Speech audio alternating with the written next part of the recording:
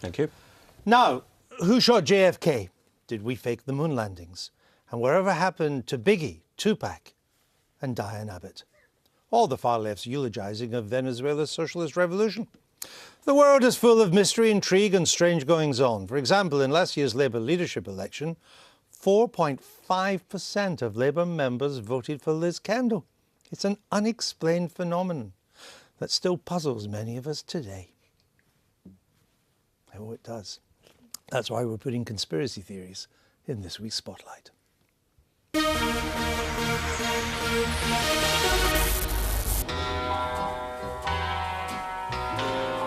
Is Bogo paranoid, or was the Prime Minister plotting to keep Britain in the EU all along? It is the biggest stitch-up since the Bayeux Tapestry. A leaked letter this week suggests Call Me Dave was planning his Remain campaign in secret, while publicly saying he was prepared to leave the EU during his renegotiation. In a debate already dominated by hyperbole, both sides are now accusing each other of peddling conspiracy theories. So was the Chancellor simply trying to discredit his rivals by claiming they've lost touch with reality? The next thing we know, the Leave camp will be accusing us of faking the moon landings, kidnapping Sherga and covering up the existence of the Loch Ness Monster. JFK, the moon landings, Area 51. Some conspiracy theories are certainly out there. But who says a cover-up has to involve the far-fetched? Calls are now mounting for an inquiry into the 1984 Battle of Orgreave, while the victims of the Hillsborough tragedy were certainly conspired against by the powers that be. He's been called a lot more than a conspiracy theorist in his time. You claim to be the son of God. Mm-hmm. You know, 2,000 years ago, had a guy called Jesus sat here and said these same things, you would still be laughing. Those sold-out stadium lectures don't lie. David Icke knows how to grab your attention. But even if our lives are affected by invisible forces, the question remains, is the word conspiracy really taken seriously? And David Icke is with us now. Welcome to the programme. Thank you. Would you describe yourself as a conspiracy theorist? Well, I look at what officialdom tells us is happening and check it out. And if you can back that up with information, it's not a theory. And there are situations where you think, I think this could be this, or it could be that could be happening. That's a theory. But much of it is backed up by hard factual information. And interestingly, when you look at the dictionary definition of the very word conspiracy, we're drowning in them. One is the action of plotting or conspiring. I mean, that's happening all the time. Give me an example of a conspiracy at the moment. Well, ironically, we've had George Osborne this week trying to ridicule conspiracies involving the EU by likening them to believing in the Loch Ness Monster.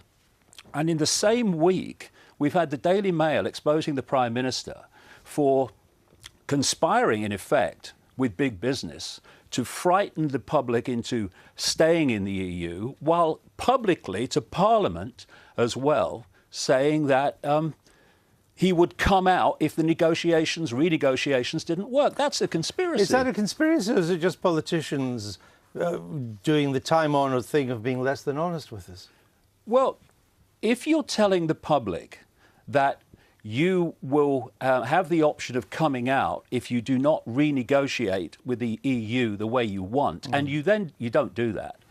And at the same time you're telling the public and Parliament that, you are working with big business behind the scenes already to frighten the public into staying in, even though your renegotiation's not finished. That is a conspiracy to mislead the public. What other conspiracy should we worry about? Well, what we're looking at all the time are conspiracy after conspiracy coming to light, while the idea of conspiracy and the very word conspiracy is demonized. For instance, we have a situation with this Chilcot inquiry where we're going to see, indeed the information has already come out, that the Prime Minister of the time, Tony Blair and George Bush and the administrations, lied to us to justify an invasion of Iraq. And that is a conspiracy that has cost the lives of staggering numbers of people and created an ongoing catastrophe that's still going on. And let's not forget this. The very same people, not just the same agencies, the same people that told us there were weapons of mass destruction in Iraq when they knew they weren't, those very same people gave us the official story of 9/11. And what the mainstream media is doing... Was 9/11 a conspiracy? Of course it was. Who was behind it? Well, what was behind it was... No, who was behind it? Well, again, in the time we've got here, it's very difficult. But there is a network that works through government agencies, through organisations like the CIA, etc., to push an agenda on the world which is unfolding by the day. My books in the 1990s laid out what this agenda was, and those books are now being read on the television news in changes in society and laws coming in. Okay. And the thing is, this is the point, the mainstream media has accepted that those same characters lied about Iraq, but will not question in any way the same people's version of 9/11. They're journalists, it's their job. But do you still think the royal family were shape-shifting lizards? Yes, I do. You do? Yes. And you also want us to believe 9/11's a conspiracy? Yes, but the Doesn't point... that rather undermine... I mean, well, no, it I doesn't. can see the point that you might have some question 9/11, but if you also think that Buckingham Palace is inhabited by lizards, it kind of undermines but it's not it. that. It's not that simple. There's a whole big backstory before you get to what I'm saying. If you deliver it in one line, the world's run by reptiles, you meet it on one level. Oh, that's crazy! Immediate reflex action. But when you see the backstory and the evidence to support this, ancient and modern, you see that one line, throwaway line, in a completely different context. All right, let me bring in that. Have you ever believed in a conspiracy theory, Liz? No, I haven't, but I think David Icke is really interesting on this, because he says that sort of paradoxically we keep obsessing about conspiracies because somehow it's actually reassuring to think that there's some great network or some purpose, when in fact the world is chaotic and random and terrible things happen. And Iraq was just a horrible foreign policy mistake. And we can't get our heads around it. You see, as a journalist, I would love to believe in conspiracy theorists because they're much better stories.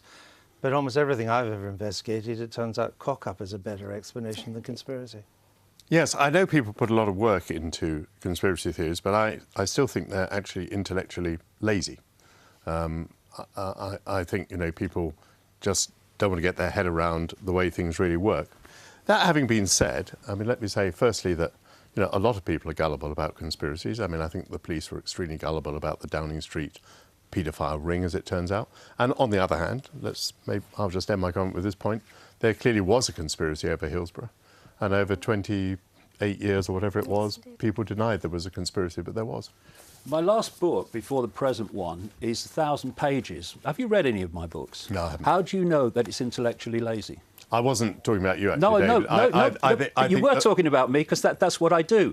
How do you know... No, I meant members of the public who immediately latch on to a conspiracy as being the most reasonable explanation of a perfectly simple situation, I think are intellectually lazy. How do we know you're not a conspiracy to make us all believe in conspiracies? People must believe what they like. See, this is the simple thing. It's ever so simple.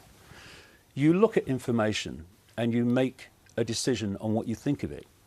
But if no one is investigating what governments and authorities are saying with a view to whether it's true or not, then what chance have people got to see information that they can then make a decision on? All they're getting is the mainstream repeat version of everything. Well, in my career, everything I know has been investigated, and we go by the facts. Just very briefly, what are you up to these days? Just got a new book out called Phantom Self, and I'm going on a world tour all over the world. And that